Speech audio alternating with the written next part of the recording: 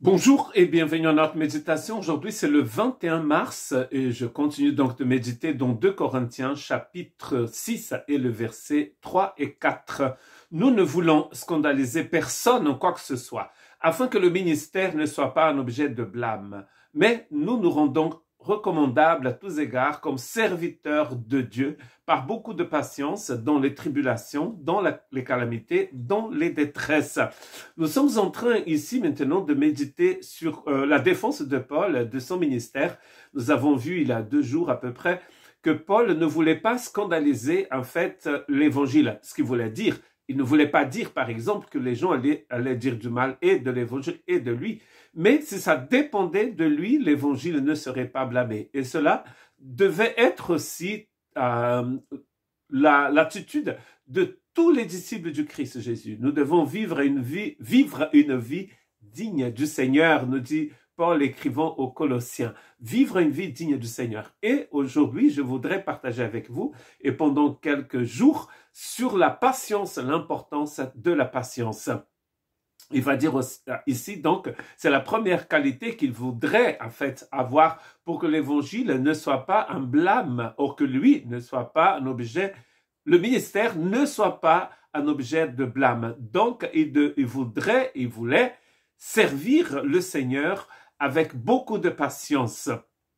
C'est la première qualification alors de Paul ici sur cette liste, et ça vient d'un mot grec, du grec ancien, qui donc c'est le hypomone, hypomone, et je vais vous dire ce que ça veut dire. Ça veut dire constance, résistance, persévérance, endurance. C'est la caractéristique d'un homme qui ne s'écarte pas de son but, du but qu'il a choisi pour sa vie, et il va être donc fidèle à cela, à cette mission, en dépit des épreuves, en dépit des douleurs, en dépit des souffrances. C'est-à-dire que c'est de l'endurance. La patience ici, c'est de l'endurance. C'est dans une attente immuable. Donc, ça veut dire que la personne a un but et il va continuer donc dans ce but coûte que coûte. Il est donc ferme, il est persévérant, la personne qui a cette patience. Ce qui est très intéressant, c'est que la patience est vue comme un fruit du Saint-Esprit. Donc, ça veut dire que cette endurance n'est pas humaine, en fait. C'est une endurance que nous avons reçue du Seigneur. Vous savez bien que si vous voulez faire le marathon de Paris, vous ne pouvez pas dire, tiens, demain, je vais faire le marathon de Paris. Non. En fait, ça ne marche pas comme ça.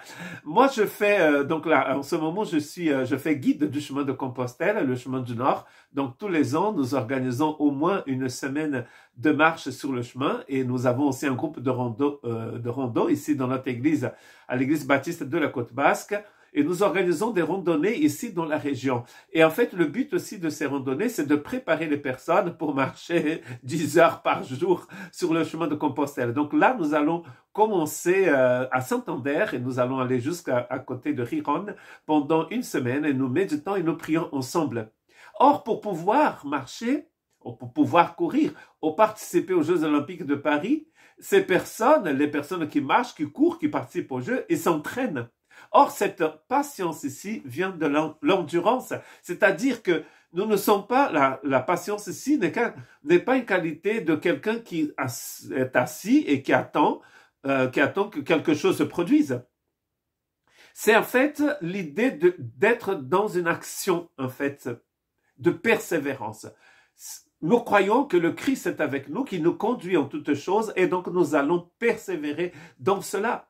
Avec l'aide, bien sûr, du Seigneur, avec l'aide du Saint-Esprit. C'est pour ça que la patience est vue comme, en fait, un fruit de l'Esprit Saint. C'est l'œuvre de l'Esprit Saint en nous qui va nous aider à endurer, à persévérer, à attendre et à passer par des choses très difficiles dans notre vie sans être dans un genre de petage de plomb, d'être découragé à fond et de vraiment être complètement aplati à bout de souffle. Non, en fait, nous avons toujours notre souffle. Nous allons continuer de courir avec l'aide du Seigneur. Donc, Dieu vous bénisse.